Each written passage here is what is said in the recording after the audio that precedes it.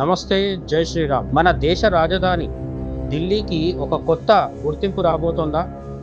ఢిల్లీ అనే పేరును దాటి మన ప్రాచీన మహాభారత కాలపు నామమైన ఇంద్రప్రస్థగా మన రాజధానిని మార్చాలనే డిమాండ్ ఇప్పుడు ఊపందుకుంది.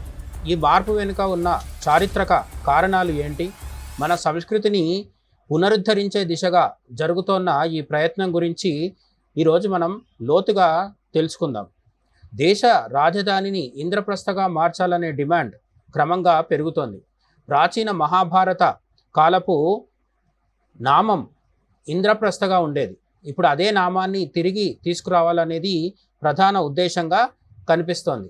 జూలై 9న ఢిల్లీ ముఖ్యమంత్రి రేఖా గుప్తా ప్రభుత్వం ఒక చారిత్రక నిర్ణయం తీసుకుంది. షాజహానాబాద్ రీడెవలప్మెంట్ కార్పొరేషన్ను ఇంద్రప్రస్థ విరాసత్ పునర్వికాస్ నిగమ్గా పేరు మార్చారు. పాత ఢిల్లీని నిర్వహించే బాధ్యత ఈ సంస్థదే. ఈ పేరు మార్పు వెనుక ప్రాచీన భారతదేశ గుర్తింపును పరిపాలనా వ్యవస్థలోకి తీసుకురావాలనే సంకల్పం కనిపిస్తోంది. రాజకీయ నాయకులు ఢిల్లీ అసెంబ్లీలో కూడా ఈ మార్పును అధికారికంగా ప్రతిపాదించారు. పురాణా ఖిలా వద్ద జరిగిన పురావస్తు ఆధారాలు ఆ ప్రాంతం ఇంద్రప్రస్థ అని సూచిస్తున్నాయని వారు వాదిస్తున్నారు. నగరం యొక్క మధ్యయుగ వలసవాద చరిత్రను మార్చి భారతీయ సంస్కృతిని పునరుద్ధరించడం దీని ముఖ్య ఉద్దేశం. నగరం పేరునే కాకుండా విమానాశ్రయం అలాగే పాత ఢిల్లీ రైల్వే స్టేషన్ పేర్లను కూడా మార్చాలని నాయకులు కేంద్ర హోంమంత్రిత్వ శాఖను కోరారు. విశ్వ హిందూ పరిషత్ ఈ చర్యలకు పూర్తి మద్దతు ఇస్తోంది. మొత్తం నగరం పేరు అధికారికంగా మార్చాలంటే ఢిల్లీ అసెంబ్లీలో ఒక తీర్మానం పాస్ అవ్వాల్సి ఉంటుంది. ఈ తీర్మానం లెఫ్టినెంట్ గవర్నర్ ద్వారా కేంద్ర హోంమంత్రిత్వ శాఖకు చేరి అక్కడ ఆమోదం పొందాలి. ఈ ప్రక్రియ ఇంకా పెండింగ్లో ఉన్నప్పటికీ రాజకీయాల్లో ఈ మార్పు వేగం మాత్రం పుంజుకుంది. ప్రభుత్వ సంస్థల్లో ఇప్పటికే షాజహానాబాద్ స్థానంలో ఇంద్రప్రస్థ అని వాడుతున్నారు.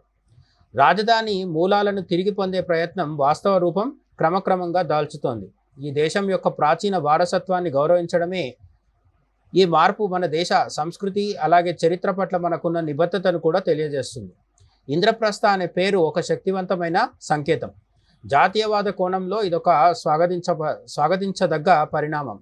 ఇంద్రప్రస్థ అనే పేరు ఒక శక్తివంతమైన సంకేతం, మన నాగరికతకు ఒక సూచన లాంటిది కూడా. జాతీయవాద కోణంలో ఇది ఖచ్చితంగా స్వాగతించదగ్గ పరిణామం అని చెప్పుకోక తప్పదు. మన రాజధానిని దాని మూలాలతో అనుసంధానించే ఈ చారిత్రక అడుగుపై మీ అభిప్రాయం ఏంటి?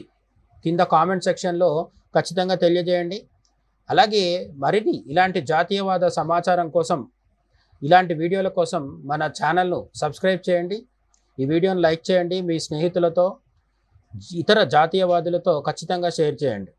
మరో కంటెంట్తో మళ్ళీ కలుద్దాం. జై హింద్.